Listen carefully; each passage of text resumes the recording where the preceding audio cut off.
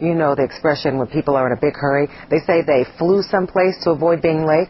Well, a father in the suburbs is in huge trouble because he flew and then landed on a golf course. His excuse is he just had to get his son from Lake Villa to Lincolnshire. He skipped the drive and flew right to the fairway. CBS News' Joni Lum is live in Lake Villa. Probably didn't go over well. Joni. Not to some people. Anyone who's been stuck in traffic has dreamed of just getting off the road and taking to the sky. Well, the Lake Villa man did that because his teenage son needed to get to a tennis match. The drive from Lake Villa to Lincolnshire could take up to 45 minutes. Robert Cadera figured he could do it by plane in just 10 minutes. So Cadera landed his 1949 Piper Clipper on the fairway of the 7th hole of the Marriott Lincolnshire's golf course Saturday afternoon. Local police say they received dozens of 911 calls reporting a plane in distress.